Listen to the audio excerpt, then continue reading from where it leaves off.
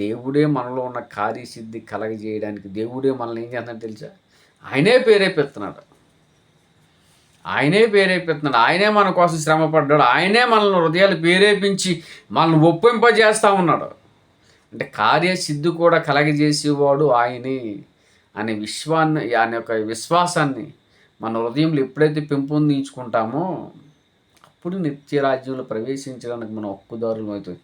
ఇచ్చేయించుకునే విషయంలో కూడా దేవుడే మన హృదయాన్ని ప్రేరేపింది. ఆ ఇచ్చేయించుకునే ఒక కార్యం కూడా నెరవేర్చడానికి కూడా దేవుడే పనిచేస్తున్నాడు. ఆ కార్యసిద్ధి కలగజేసేవాడు కూడా దేవుడే పనిచేస్తున్నాడు.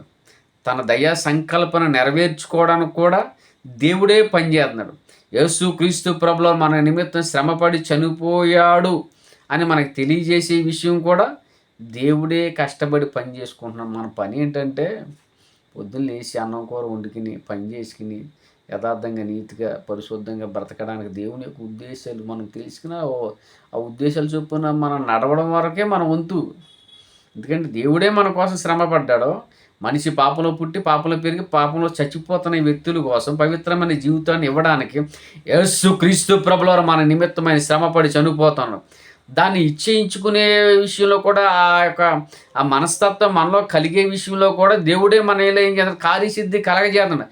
అది కూడా ఎలాగంటే తన దయా సంకల్పము చొప్పున. అంటే ఏ ఒక్క వ్యక్తి నశించిపోవడం ఆయనకి ఇష్టం లేదు కాబట్టి ఆయన తన దయా సంకల్పను బట్టి మనలను తండ్రి అయిన దేవునికి యేసుక్రీస్తు ప్రభుల వారి యొక్క మరణము యొక్క ప్రచురతను తెలియపరిచే, మనలో ఉన్న పాప భీతిని తీసివేసి మన పరిశుద్ధ పరిచే విధానాన్ని కూడా దేవుడే కార్యసిద్ధి కలగజేసుకుని దేవుడే తన దయా సంకల్పము చొప్పున మనల్ని ఒప్పింపజేస్తూ ఉన్నాడు. ఈ మధ్యలో మనం చేసేది ఏం లేదండి.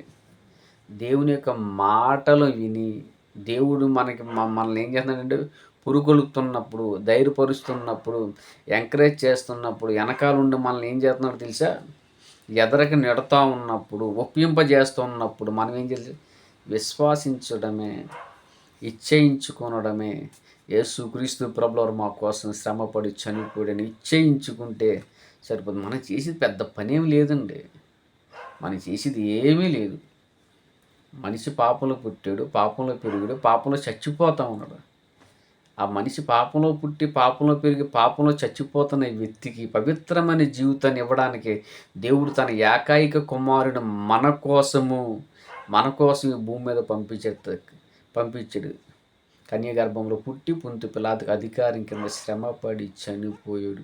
ఆ చనిపోయినందు మనం ఏం చేయాలి? ఇచ్చేయించుకున్నటకు కూడా దేవుడు ఏం చేస్తున్నాడంటే ఆ ఇచ్చేయించుకునే ఒక కార్యాన్ని కూడా ఆయనే దాన్ని మనకి ఏం చేస్తాడు? పురుకొల్పేటట్టు, మనల్ని ఒప్పింపజేసేటట్టు, మనల్ని విశ్వాసంలో నడిపించేటట్టు, మనలోకి పరిశుద్ధత వచ్చేటట్టు, మనలో కార్యసిద్ధి కలగజేయుటకు ఆయన ఏం చేస్తాడు? ఆయనే పని చేసుకుంటున్నాడు.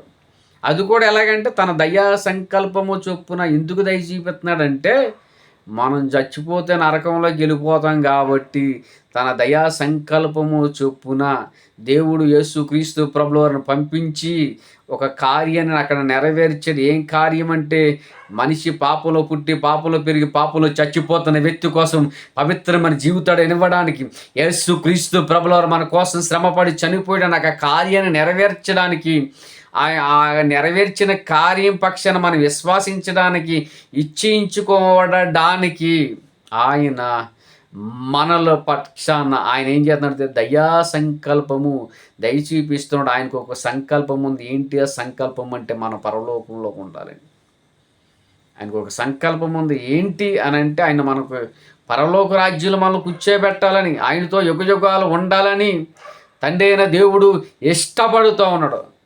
దేవుడే పని చేసుకుంటున్నాడో ఆ దేవుడు చెప్పిన మాటలు మనం ఏం చేస్తాయంటే విశ్వాసిస్తే చాలు, ఇచ్చేయించుకుంటే చాలు, దేవుని యొక్క ప్రేమ తెలుసుకుంటే చాలు, దేవుని యొక్క జాలి, దేవుని యొక్క కరుణ, దేవుని యొక్క ఉద్దేశాలు మనం తెలుసుకుని ఆయన యొక్క దయలో మనం పెరిగితే ఆయన యొక్క కార్యసిద్ధి కలగజేసుకుంటాడు. దైవ సంకల్పము చొప్పున తనకు ఒక ఉద్దేశం ఉంది. ఆ ఉద్దేశాన్ని మన పట్ల ఆయన నెరవేర్చుకోవడానికి ఆయన తహతహలాడుతూ ఉన్నాడు. మనం పని చేసే పని ఏమీ లేదు. పొద్దున్న లేసే అన్నం కూర వండుకున్న పని ఉంది, పని చేసుకుంటున్నాం. ఏంటంటే ఆయన మన కోసం శ్రమపడి చనిపోవడం మనం ఇచ్చేయించుకుని దేవుని యొక్క కార్యాన్ని మనం నెరవేర్చడానికి, దేవుని యొక్క దయా సంకల్పంలో మనం బ్రతకడానికి, ఆయనకు కార్యము చొప్పున మనం నడవడానికి దేవునికి ఉద్దేశాలు ఇచ్చాడు. దొంగతనం చేయొద్దు, మోసం చేయొద్దు, వ్యభిచారం చేయొద్దు, అబద్ధాలు ఆడొద్దు, చెప్పుడు మాటలు ఎవరికి చెప్పొద్దు, అన్యాయంగా ఎవరి మీద నువ్వేం చేయాలి, నిందలు ఇయ్యొద్దు. ఇలాంటి కొన్ని ఆజ్ఞలు దేవుడు మనకు అనుగ్రహించినప్పుడు ఆ ఆజ్ఞలు మనం ఏం చేయాలి, చొప్పున నడుచుకోవాలి. అది మనకు దేవునికి విరోధమైన మాటలు కాబట్టి, దేవునికి ఇష్టం లేని మాటలు కాబట్టి ఆ మాటల చొప్పున మనం నడవకూడదు. ఆజ్ఞలు మనం నెరవేర్చకూడదు. ఎందుకంటే ఆజ్ఞాతమైన పాపం కనుక అది మన ఆజ్ఞను మనం నెరవేర్చాము, పాపం మనలో పరివర్తన చెందుతుంది. మన పాపం మనలో పరివర్తన చెందినప్పుడు మనం ఏం చేద్దాం తెలుసా, పరిశుద్ధత కోల్పోతాం. దేవుని యొక్క కార్యము మనం సిద్ధింపజేసి వ్యక్తులుగా మనలో దేవుని యొక్క సంకల్పను మనం నెరవేర్చే వ్యక్తులుగా మనం ఉండం కాబట్టి దేవుడు బాధపడతాడు, దుఃఖపడతాడు. ఎందుకంటే తెలుసా, మనము నరకంలోకి వెళ్ళిపోతున్నామని దేవుడు ఎంతగానో బాధించి వేదన చెందుతూ ఆయన యొక్క దయ మన మీద విస్తారంగా ఉండడం వలన ఆయన ఏం చేయాలంటే తన సేవకులు మరుగుపరిచి మనతో మాట్లాడుతున్నాడు.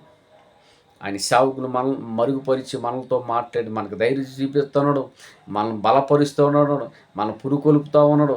మనం ఒక్కరి మార్గంలో మనం అటు ఇటు వెళ్ళిపోతూ ఉంటే దేవుడు ఏం చేస్తాడు, మనల్ని సరి చేస్తూ ఉన్నాడు అనే విషయాన్ని నువ్వు గమనించుకుని ఆయన దయలో, ఆయన యొక్క కార్యసిద్ధిలో, ఆయన యొక్క దయ సంకల్పము చొప్పున మనం నడుచుకుంటే నిత్యరాజ్యం నీ సొంతం.